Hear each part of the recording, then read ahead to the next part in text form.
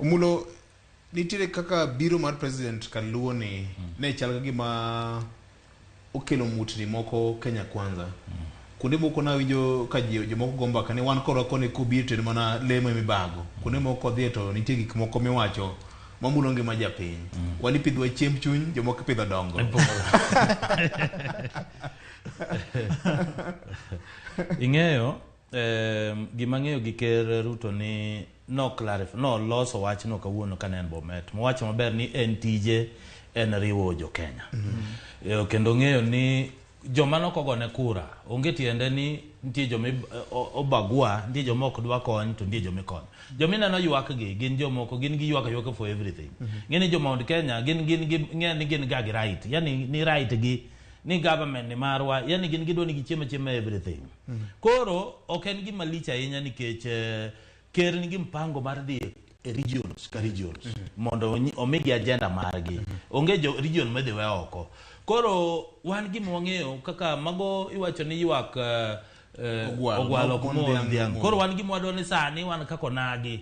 Wambe wan wacho ni ma sirikani en marwa kendo development ko sani kaka gik mo promise ka. Wadwa no los gi very fast nikech ng'eno ofiswa kako office prime cabinet secretary. Mabro ng'iyo ni to development gi ground. To siasa mar Ruto sano pogore gi siasa moko machon ka. Iyudo ka ng'ato wuondre ni en ngas miidho mondo ichopi ir ng'acha. Ing'eni gima mora gi Ruto kako tiyo ga ni en odono ti direct gi leaders. Mane minono ko ga simo en chalo Moi onyalo chiwi gokinyi ogo to nang'o ang'ati more ground. Koro the moment ma leaders gi osemiye mandate makoro gineno ka giloso relation ka giwinjore ni obro gone gi gasimu obro penje to gima ncha timo cha wapange nang'o.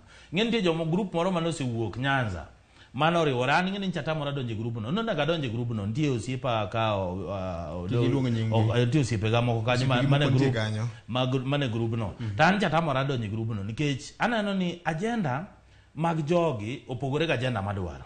Kech onge tiende okanya dhi Nyanza na dhi chako yanyo jakom.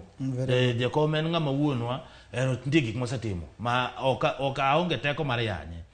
Lakini sama ng'ato dwaro ni obed kingpin kata do kanyo be opogore jomoko wacho ni oyo ne wan wacho adier. Onge adieri adier mineno wacho no sani osetieke. Sani gima no joluo te oriwre kata jok menano koro wuotho together go gimbe giriwre te gin monego bed ni koro giparo ni ker ni ng'eni gima ni wacho mabecha time no sechopo ni wacho ni dwe mar adek cha time go ni governor sim sani governor onego bed ni wuotho onego bed ni governor wuoyo gi ker direct mane kako onego bed ni obedo nikech man national gi county government koro onego bed ni koro mano ka tudruok no sebedo to timre. Waziri wa kako walo ng'ama tije ber kendo ng'ama tiyo kabisa embo ministries gi oriwre gi county government wacho ni an kaka waziri mar ICT akelo ni wifi kaka nyotere ya aero cha utenwa go mabe ji otiyo jo cyber jo yud kaka IT pokiwacho Migori odi Migori what about Migori kombudo kaka PS odhiye ground wacho na kaka an PS mar trade and investment awinjo ni rabuon moko kethore ka adamanyonu chiro kama mane kaka ji bro konyore sani siasa okwadwa sani en development to gimi penjo wach mar ndiko jitije tanado kwayo MPs mag Luoland nikech ng'eni samoro wan kaka jo Kenya Kwanza ng'eno ko nyal race okinyago sirkandu ma uloso to kako opposition joma ni opposition mane parliament ma gin gi right onego bed ni giwacho gimiluongo ni national audit mag employment mar Kenya.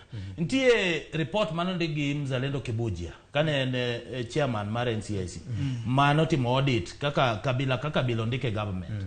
Gidhi gimany report cha gitere parliament to giwacho niya in the spirit of togetherness kaka ji sano riwore ker bo wacho no dwaro riwo Kenya ni wan kaka wang'iye ntie kabila madwa yuta inya sani kopo ni ntie gimodwa rekebisha modwa no losi ogiter wach ne parliament gigoe kalam ging'ene ere kaka inyalo lose mondo oket formula makindiko jitich to ndiki jitich e yo moro maler kata ka nitie formula mikawo kaka mar iluongo nang'o revenue allocation en ga gi formula ma 30% and something ko gikela gala percentage moro ma kindiko ji to ket kiwango moro ni region ka region nitie ka percentage monego bende ndiko. Erokamano